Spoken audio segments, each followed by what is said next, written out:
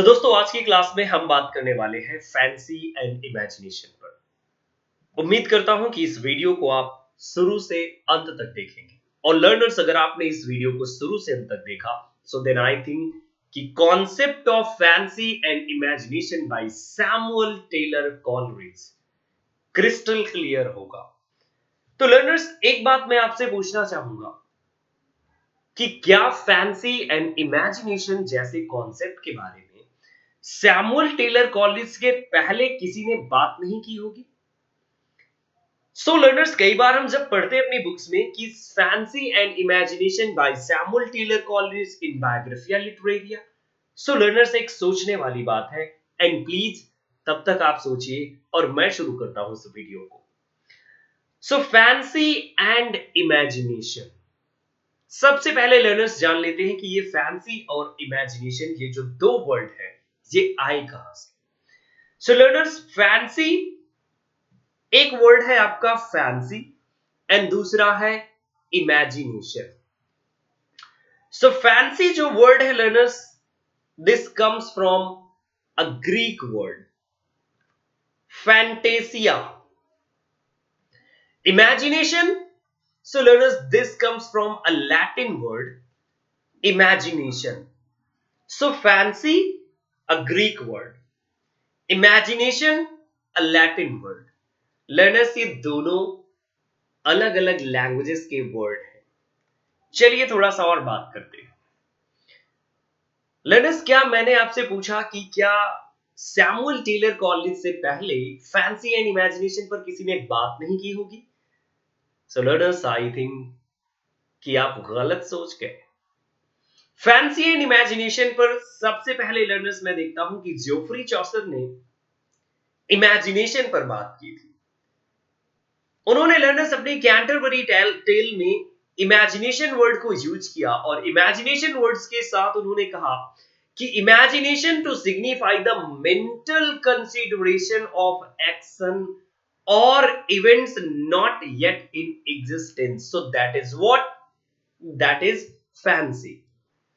John Milton ने इस word को, फैंसी वर्ड को यूज किया learners.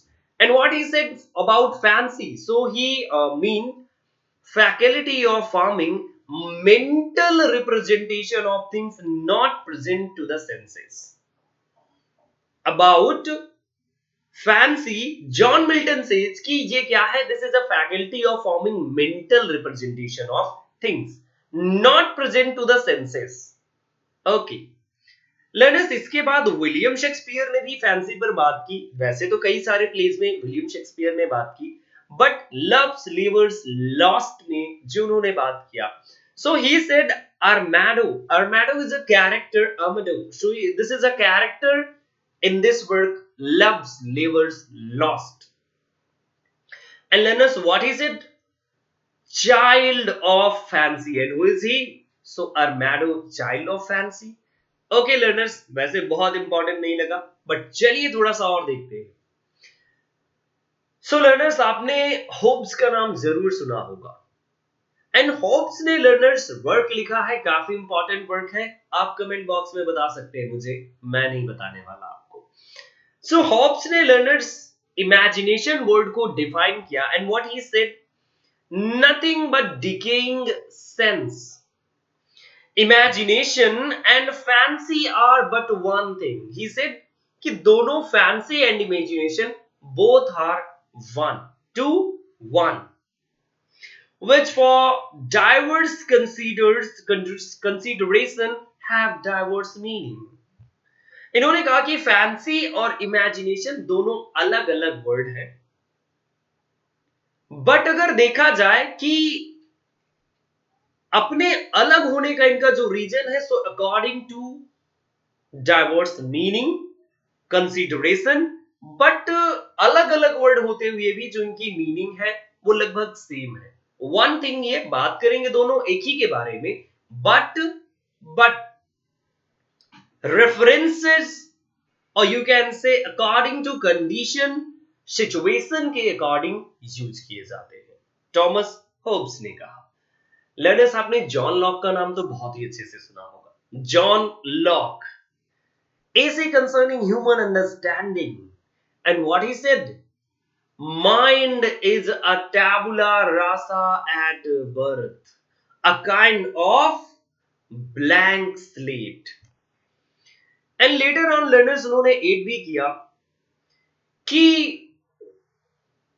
mind is a tabula rasa or you can say a blank slate, but a blank sheet, but which are everyday experiences wrote themselves and upon which sense impressions were stored. यानी कि जो हमारे experiences हैं, हमारे senses इस word का experience लेते हैं और उस एक्सपीरियंस से हमारा जो माइंड है उसमें different different words understanding experiences rote किए जाते हैं. एंड नाउ लर्नर्स, मैं बात करता हूं सैमुअल टेलर कॉलरिज की फैंसी एंड इमेजिनेशन की. इनकी तो हमने बात कर ली. सो जॉन लॉक के बाद लर्नर्स अब मैं बात करूंगा जस्ट आपसे सैमुअल टेलर कॉलरिज की. सो सैमुअल टेलर कॉलरिज ने एक बात कही कि what you are going to say कि mind is a tabula rasa at birth and with experience you are going to experience the world, and after that observation you are going to get the knowledge of the world. इस बात को challenge दिया Samuel Taylor Coleridge ने. Samuel Taylor Coleridge had written Biographia Literaria 1817 में. Learners ये work आया था 1817. John Keats के लिए बहुत खतरनाक ईयर था ये. So theory of imagination appears in Biographia Literaria but in chapter 4. But he is also, you can say, Taylor Coleridge is going to create a clear-cut difference between the both fancy and imagination. So fancy and imagination के दोनों के बीच में एक difference जब create किया. So on chapter number 13, सबसे पहले theory of imagination occurs in chapter 4, but दोनों के बीच में जो डिफरेंस फैंसी एंड इमेजिनेशन के बीच में है, so that appears in chapter number 13. And now learners, in this chapter Samuel Taylor Coleridge is going to make a clear cut difference between fancy imagination and two types imagination: primary imagination and secondary imagination. So see learners, what is primary imagination? So Samuel Taylor Coleridge ने लिखा, the primary imagination, the living power and prime agent of all human perception. अभी clear नहीं है. So learners, it is the faculty by which we perceive the world around us.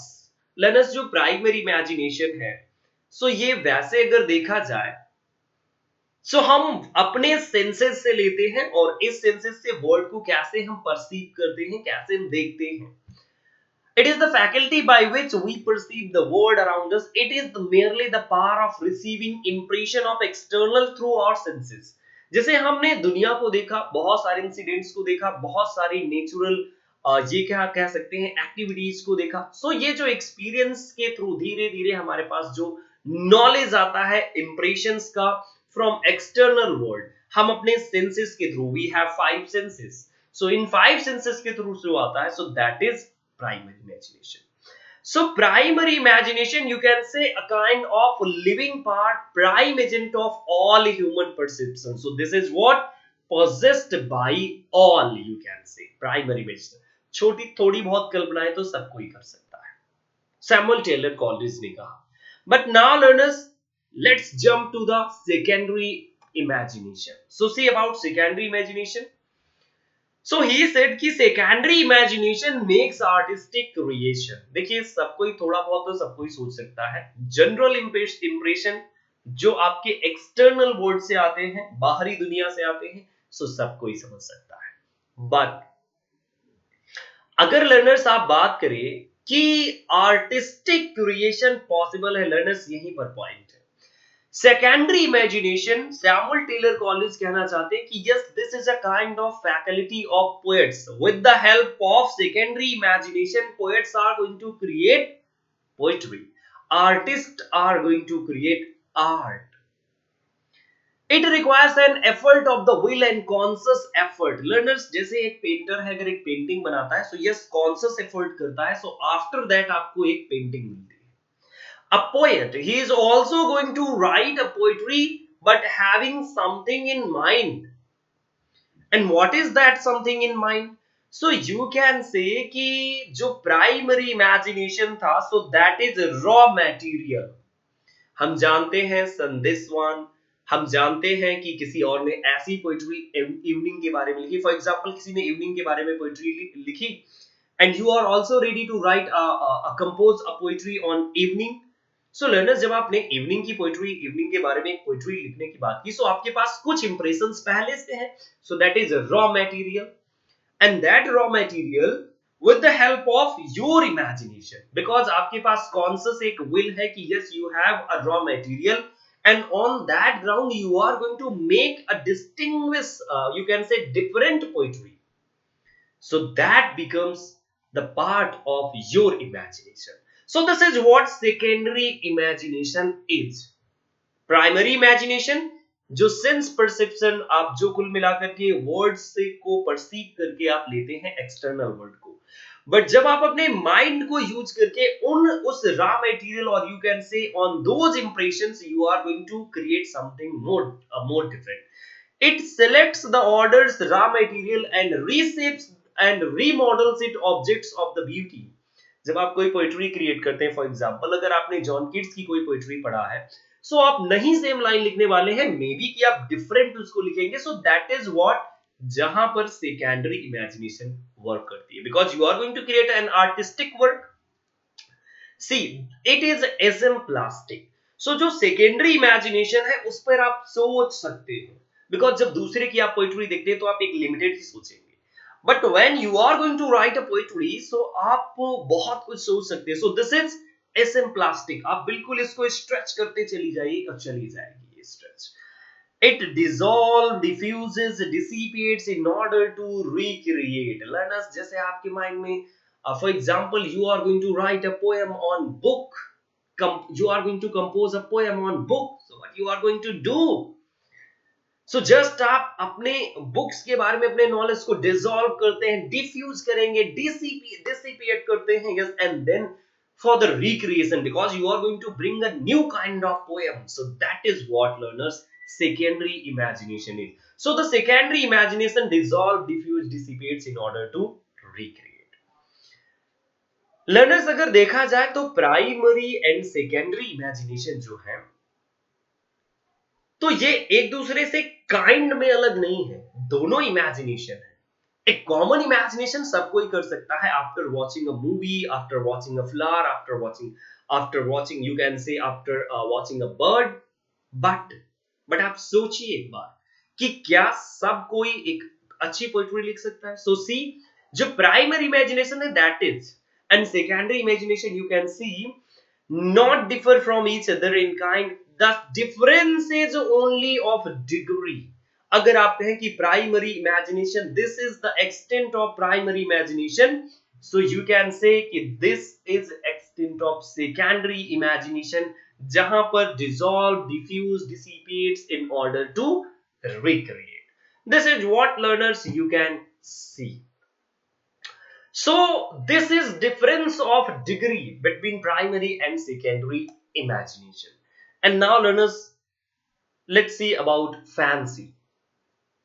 So fancy, this is imagination, and this is different in kind and nature too. Kind and nature दोनों में different है, क्योंकि primary and secondary not in kind or nature but only in degree different है. But see कि fancy जो है that is different in kind as well as in nature. So learners, आपने देखा था कि imagination क्या करती है, कि imagination is creative, but fancy को अगर आप देखें, so fancy which is common possession of all of man, not creative. So this is common. So learners, ये जो fancy जो quality है आपकी, that is a common one. So learners, यहाँ पर देखिए, they receive no coloring or modification from the mind. जैसे fancy it means कि आपने किसी चीज को सोच लिया but you are not going to add anything, but कुछ देखने के बाद आप कुछ एड करते हैं।